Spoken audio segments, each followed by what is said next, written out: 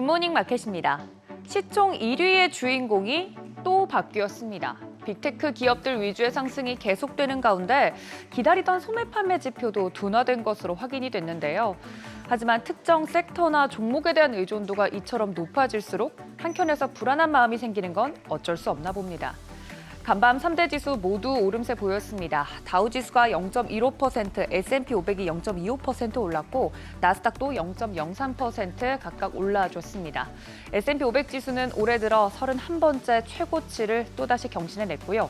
주요 종목들도 흐름 보시면 어제와는 좀 다른 방식으로 상승세를 이어갔습니다.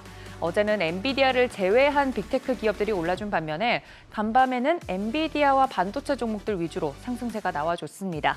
엔비디아 3.51% 오르면서 마이크로소프트와 애플을 동시에 제치고 시총 1위 자리에 올라졌습니다. 이달 초 시가총액 3조 달러를 돌파한 뒤로 보름여 만에 세계 1위 자리를 꿰찬 건데요. 덕분에 반도체주 가운데 퀄컴, TSMC, 마이크론도 함께 상승해줬습니다. 마이크로소프트는 AI PC를 출시했지만 매물을 소화하면서 하락했고 애플의 경우에도 필립캐피탈이 목표 주가를 상향 조정은 했지만 투자 의견을 중립으로 하향 조정한 점과 차세대 비전 프로 개발을 중단했다는 소식에 영향을 받아서 하락했습니다. 구글과 아마존도 각각 1%대, 0.68%대 하락 마감했습니다. 6위부터 10위도 보시면 메타도 매물 소화하면서 1.41% 하락했고요.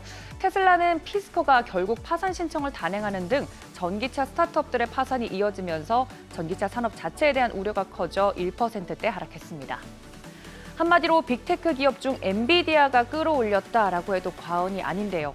월가 애널리스트들도 엔비디아 목표 주가를 줄줄이 올리고 있습니다. 로젠블라트 증권은 기존 140달러에서 무려 200달러까지 목표 주가를 상향했는데 지금까지 나온 최고치입니다. 그 말인즉 시가총액이 5조 달러에 가까워질 수 있다는 말이기도 한데요.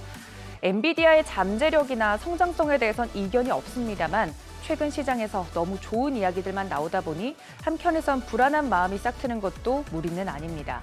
주가는 고공행진하고 있는 중에 엔비디아 내부자들은 보유 주식을 매각하고 있다는 소식입니다. 지난해 상반기 이후 가장 많은 양으로 파악이 되고 있는데요. 이곳 중에 젠슨 황 CEO의 이름도 눈에 띕니다. 회사 전망이 어두워져서 판다기보다는 많이 오른 만큼 비중 조절을 한 것으로 짐작이 되는데 헤지펀드들도 현재 나스닥에 대한 베팅을 조심스럽게 접근하고 있는 만큼 객관적인 시각을 유지해야 하는 타이밍은 아닐지 생각이 듭니다.